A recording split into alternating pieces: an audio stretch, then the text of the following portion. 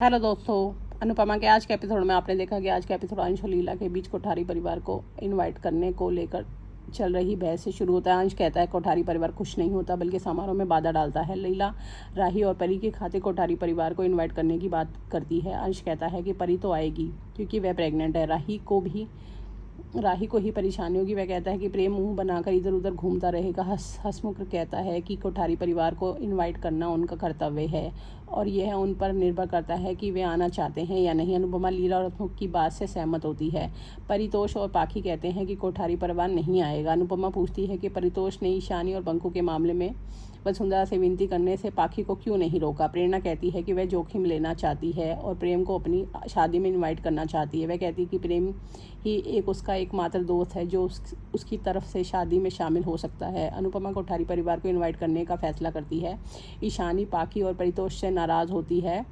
बंकू ईशानी से पूछता है कि वह अपना गुस्सा कड़ी पत्तों पर क्यों निकाल रही है। ईशानी बंकू से कहती है कि वह भाग जाएं और उससे शादी कर लें ताकि सब चुप हो जाएं। बंकू परिवार के खिलाफ जाने से इनकार कर देता है। वह एक स्वाभिमानी पति और अनुपमा का स्वाभिमानी भाई बनने का संकल्प लेता है। ईशानी बंकू से कहती है कि जब पाखी या परितोष उसका अपमान करें तो वह अपने लिए खड़ा हो। वह बंकू से कहती है कि वह दिग्विजय और अनुपमा हमेशा उसका साथ देंगे लेकिन उसके लिए अपने लिए खड़ा होना ज़रूरी है। बंकू ईशानी की बात समझ जाता है। अनुपमा हंसमुख लीला और प्रेरणा के साथ कोठारी परिवार से मिलने जाती है। मीता अनुपमा से पूछती है कि वह यहाँ क्यों आई है। अनुपमा कहती है कि वह वसुंधरा की तरह ही यहाँ आई है जो ईशानी और बंकू की शादी में दखल देने के लिए उनके घर आई थी।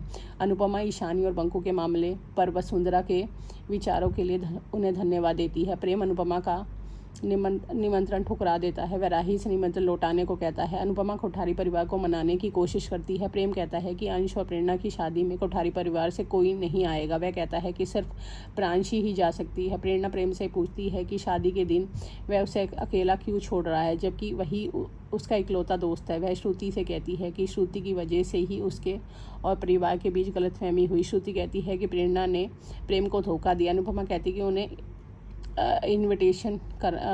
आमंत्रित करना उनका कर्तव्य था और अब कोठारी परिवार पर निर्भर करता है कि वे आते हैं या नहीं। प्रेम कहता है कि वे तभी आएंगे जब दिग्विजय सबके सामने उससे माफ़ी मांगेगा। ख्याति कहती है कि उस दिन प्रेम गलत था, दिग्विजय नहीं। अनिल प्रेम से उस घटना को भूल जाने को कहता। प्रेम कहता है कि वे उसे भूल नहीं सकता। गौतम कहता है कि दिग्विजय को सबके सामने माफ़ी मांगनी चाहिए और गिड़गिड़ाना चाहिए। हंसमुख दिग्विजय का पक्ष लेता है।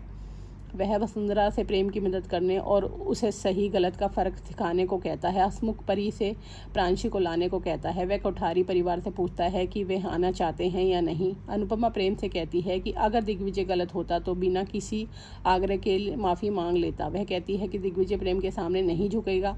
यह उसका फैसला है क्योंकि वह जानती है कि प्रेम दोषी है। पाखी और परितोष चिल्लाते हैं कि इतना अपमान के बाद कोठारी परिवार शादी में क्यों आएगा। अनुपमा प्रेम की हालत दिग्विजय से छिपाने का फैसला करती है। अब आगे का एपिसोड जानने के लिए हमारे चैनल को लाइक और सब्सक्राइब कीजिए।